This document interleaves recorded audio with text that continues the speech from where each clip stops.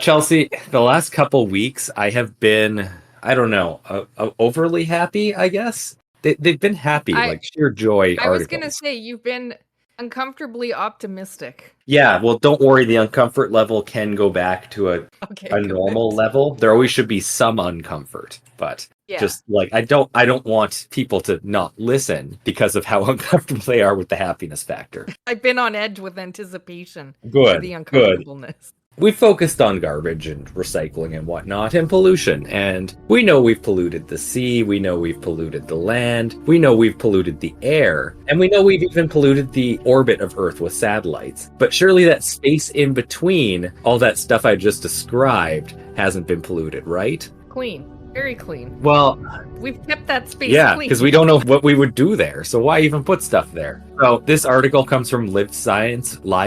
I don't actually know which way to pronounce it. That's the problem with English and just, the exclusive written form. Yeah. So this article's on Live Science. It's by Harry Baker, written on... Where is the date on this? All I know is it was written. I can't confirm that. Okay. Anyhow, article title... Oh, sorry, October 24th, 2022. There we go. Article name, Falling Metal Space Junk is Changing Earth's Upper Atmosphere in Ways We Don't Fully Understand. A research plane that flew through Earth's stratosphere identified more than 20 elements that are linked to the aerospace industry. Experts predict that the problem could become much worse in the future. So, let's go through this. The sky is littered with metal pollution from bits of space junk that burn up as they re-enter the atmosphere, a new study reveals. This unexpected level of contamination, which will likely rise sharply in the coming decades, could change our planet's atmosphere in ways we don't fully understand, researchers warn. The study, published on October 16th in the journal PNAS, that's the paper... What? So it's PNAS. I laugh every time I see it too. It's the, I believe, paper for natural and astronomical sciences, but they could have picked a better name. PNAS. They could have, yes. Is part of the National Oceanic and Atmospheric Administration, NOAA, Stratospheric Aerosol Processes, Budget and Radiative Effects, which is SABRE mission, which monitors the levels of aerosol tiny particles suspended in the air within the atmosphere. Wow, that was a lot of long words to I'm not really sure what they're going over there, but it's about the paper. That's it. Hey, we have the information. Yeah, the team used a research plane which was fitted with a specialized funnel on its nose that captures and analyzes aerosol to sample the stratosphere. The atmosphere's second layer that spans between 7.5 and 31 miles above the planet's surface, or 12 and 50 kilometers. The study was designed to detect aerosols covered with, quote, meteor dust, end quote, left behind by space rocks that burned up upon entry. Instead, the plane detected high levels of metallic elements contaminating the floating molecules, none of which could be explained by meteors and other natural processes. The two most surprising elements were niobium and hafnium, which are both rare earth metals used to make technological components such as batteries. The researchers were puzzled by the high levels of aluminum, copper, and lithium. The team had not expected to find these elements in the stratosphere and were initially confused as to where they had come from. Study lead author Daniel Murphy, an atmospheric chemist at NOAA's Chemical Science Lab in Boulder, Colorado, said in a statement that, quote, but the combination of aluminum and copper plus niobium and hafnium, which are used in heat-resistance high-performance alloys, pointed us to the aerospace industry, end quote. This discovery represents the first time that stratospheric pollution has been unquestionably linked to re-entry of space debris, the researchers noted. And in total, the study identified 20 different metallic elements that do not naturally occur in Earth's atmosphere, including silver, iron, lead, magnesium, titanium, beryllium, chromium, nickel, and zinc.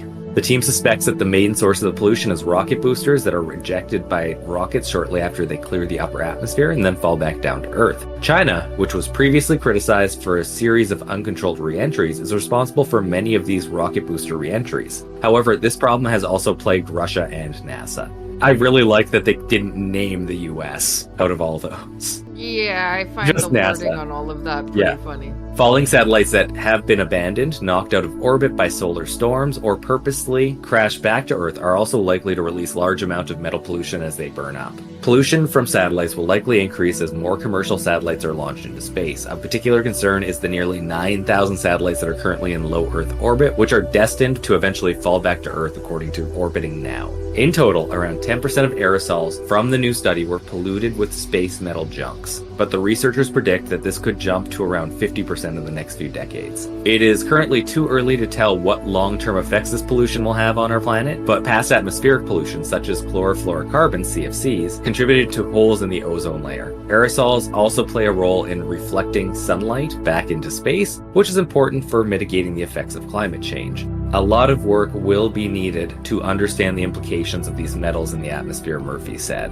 And that's where the article ends. So, as of right now, it's technically not a bad news because we don't know what kind of news. I don't think, though, this falls into the category of can't choose or undecided, do you? Undecided, yeah. Can't choose between good or bad news. I feel like I would file it into bad news. I think it is bad news. It just gets thrown into the mix of all the other things that we're ruining. So how are we even going to tell that it's making things worse than what we're already doing to the planet? And I didn't like how they threw that last little bit in at the end, like, oh, by the way, it might reflect stuff back, so we're not warming as fast. Yeah. But I'm confident to say what we're doing is probably bad. Yeah, definitely bad. And I feel like the wording on a lot of that stuff was questionable. Though I can agree with the message if I understood it correctly. I'm not sure if I did.